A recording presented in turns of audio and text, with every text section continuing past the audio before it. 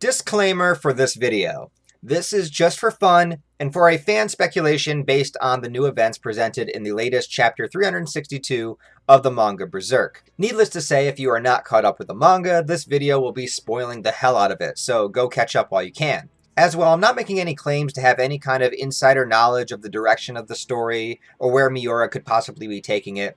This is more so just a few educated guesses, and maybe a couple non-educated guesses, from my own perspectives and what I have seen generally popping up in the fan community as to the identity and history of the characters recently shown in the story. In short, don't take this, or any video I make really, too seriously. But with that out of the way, I hope you enjoyed this video, and if you're new here, consider subscribing to the channel, because the more subscribers I get, the more I can sacrifice for greater power.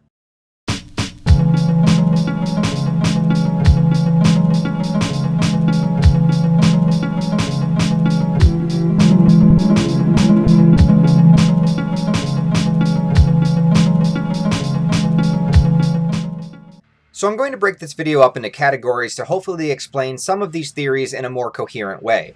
First of all, these theories will all revolve around basically one standout panel from chapter 362 featuring what we are assuming a former version of the Godhand. Now keep in mind it is not 100% confirmed that these are Godhand members, but given the kind of image that we see here along with having them up on a pedestal, and not to mention there literally being 5 of them all together, it's pretty much a unanimous opinion that that's exactly what they're meant to be. But still, I'll mention that 1% chance just in case they are something else entirely. But if we are to assume they are a former Godhand unit, it would have to be that Void featured in the center here would have been the newest addition to the group. It may coincide with the story of King Geyseric and how his kingdom was destroyed around 1,000 years ago. A timeline error may have occurred though, since if we count back each Godhand member by 216 years, the amount of time in between eclipse ceremonies, we get a total of 864 years. But if this is Void's ascension, and 4 more Godhand members are created after him, yeah, that would bring the total to 864. Now, maybe 864 is close enough to 1,000 years that it doesn't have to be 1,000 years on the dot. These are stories muddled over time after all. But if you did add another 216, you would get 1,080, which is just about pretty close as well. And hey, maybe somebody refused a sacrifice and that accounts for the extra 216 years. But you know what? I failed math class and I hate doing math in general. And if I was good at math, I wouldn't be here making YouTube videos. I'd be, well, probably teaching math to other kids, trying to justify why someone needs to learn the Pythagorean theorem instead of learning daily life skills in school. But anyway, where was I? Oh yeah, I was talking about the Godhand. There are 2 things about this Godhand flashback that continue to stand out to me. One is the location and backdrop of the event. Thus far in Berserk, we have been shown numerous demonic ceremonies, but never multiple versions of the same one. We saw an apostle ceremony with the Count taking place in a trippy M.C. Escher-inspired staircase location, the eclipse ceremony, which featured the entire landscape and sky being covered in Baalit-like faces, and the incarnation ceremony, which took place in the physical world. This event seen in the newest chapter looks nothing like any of those, and this could be because of one of 2 things. 1, every time a ceremony takes place, no matter what it is, the surroundings will change and the environment will be different each time. Time and space warp and we're sent to a different layer of the astral world where the possibilities are endless. Or the event featured in chapter 362 is none of the previous kind of ceremonies that we've seen so far in the manga and is something completely different. Perhaps this is the 4th phase we have yet to see in the present timeline. Maybe this was the complete evisceration of Geyseric's kingdom, and a similar event is slated to happen to Griffith's new Falconia, adding 2 events that are endlessly repeating themselves throughout time. We do see the vortex just kind of hanging out in the background, and maybe it has something to do with sucking in or destroying the inhabitants of the kingdom, and maybe the members of the Godhand with it, leaving only the most recent member behind to restart the cycle. This would put both Griffith and Guts in a position that could lead them to being just like the present version of Void and Skull Knight. If Griffith continued into the next generation, and Guts was consumed by the Berserker armor, both could theoretically continue to exist up until the next 1,000-year mark. Anyway, that's just one theory. The next thing to mention is the very look and design of the former Godhand members.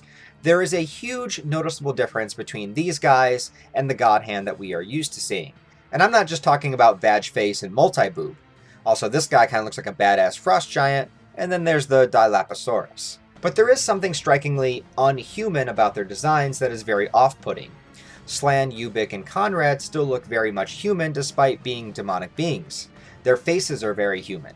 Even Femto still has a very humanoid shape to him and looks as if he's a guy just wearing a helmet.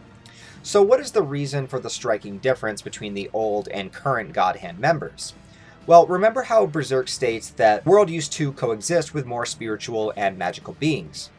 That before the ties to magic were cut off and labeled as heresy by those in power, before the Holy See religion, things were a lot different. You know, just about 1,000 years ago, during and before Geyseric's reign.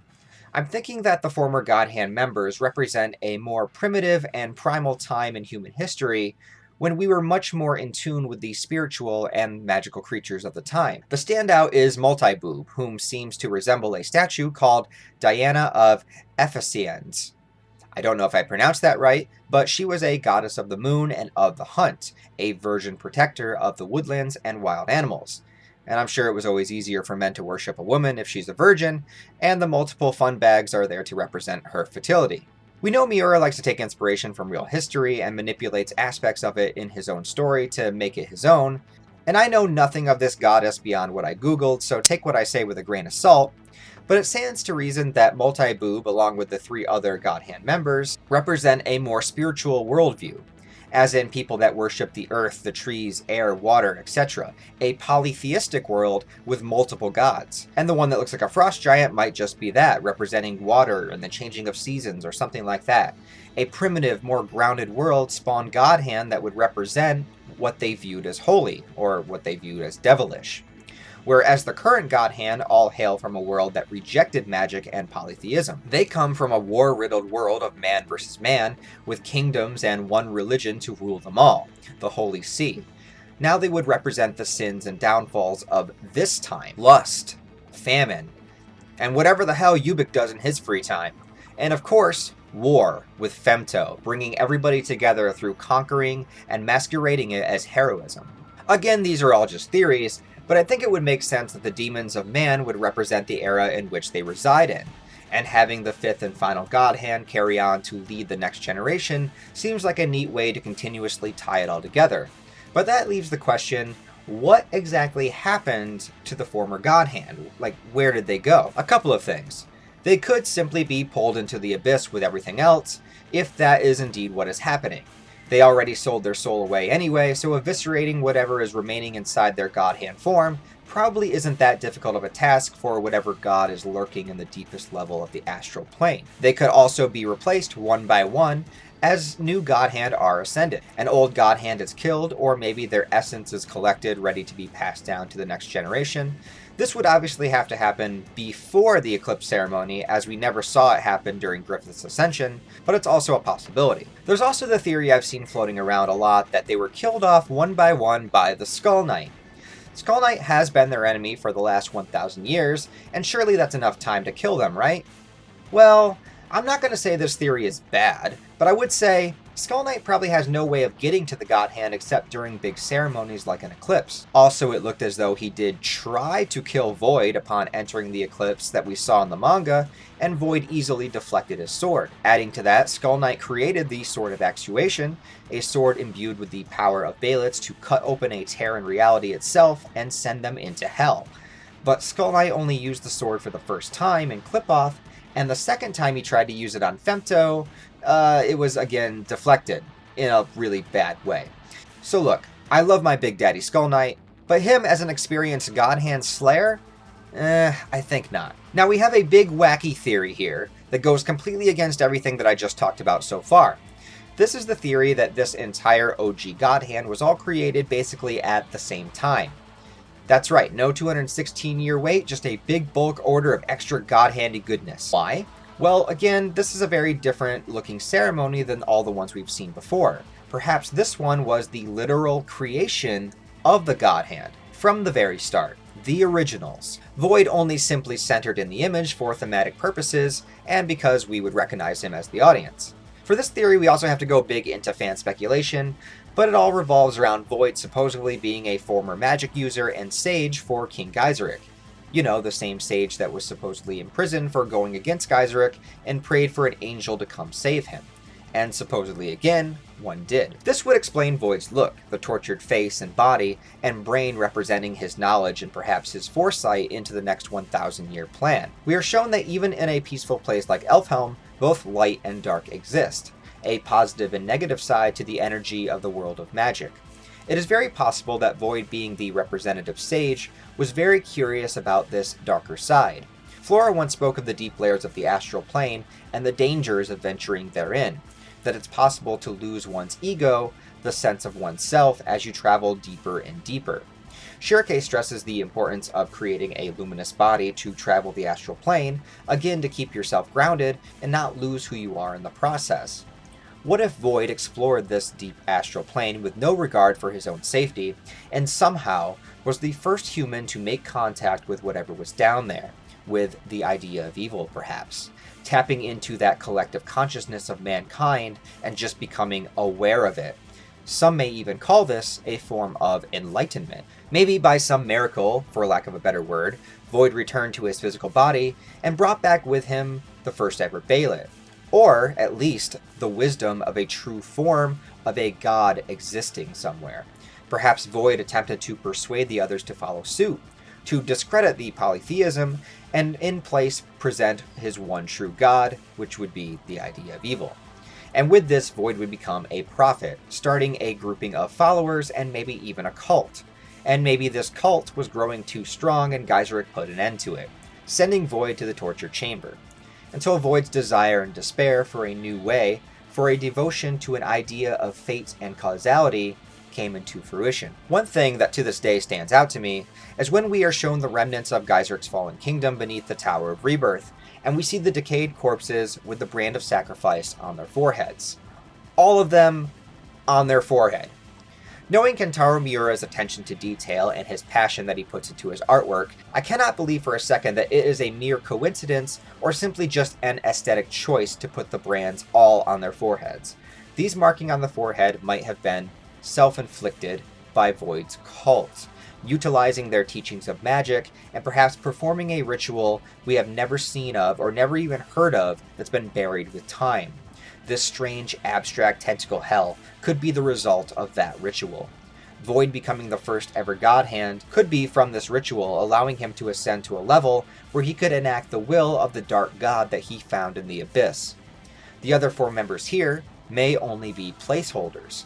Either cult members transform themselves, or maybe just a piece of the idea of evil itself, creating spots where Godhand would need to be filled in order to fully enact the fate that it chose for mankind. Now let's take this even further. Many fans also believe Void had something to do with the creation of the Holy See as a way to separate mankind from the more magical elements of the world and weaken their connection to it. Specifically with the 4 elemental kings. Remember these guys? Power of the elements that can be used to do virtually anything, and have aided in the destruction of evil. What killed the original Godhand? Well, what if it was the elemental kings? And that's why there's a story of confusion on whether it was 4 or 5 angels that destroyed Geyseric's kingdom. It could be that the Godhand showed up first, 5 members, and then the elemental kings, which would have been 4.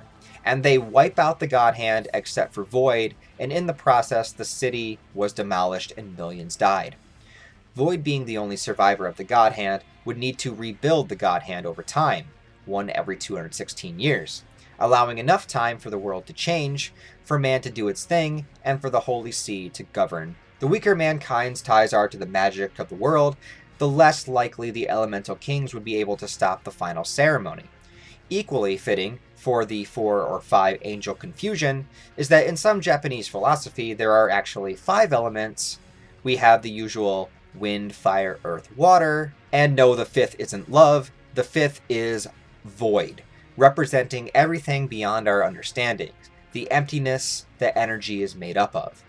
It all fits very well together, and I know there's still a giant piece of the puzzle that we're missing, but one of these theories, or perhaps aspects of all of them, could align to the true history of the Godhand themselves. Anyway, I hope I was able to articulate to the best of my ability these former Godhand theories, but let's be real. The mystery of the Godhand and the cryptic nature of evil in Berserk is what helps make it be so damn entertaining. We don't have to know every little detail of everything because at the end of the day, the story isn't really about that. The story is about guts. It's about a man, a struggler, fighting day in and day out against evil of the world and the darkness within himself. Anyway, guys, let me know if you enjoyed these theories, and please share some of your own down below. I would like to hear any and all fan theories that I possibly can about the former Godhand, because this is really interesting. This is a crazy new development in the Berserk story, so let's just hear it all. What do you think about these theories? And please share your own as well. I'd love to hear all of your ideas. Other than that, guys, I really do appreciate you watching this video. It means a lot to me. Thank you so much. Please like it if you enjoyed it, share it with other Berserk fans, comment down below, subscribe if you want to stick around and see more. Other than that, hope you have a wonderful day. I'll talk to you next time.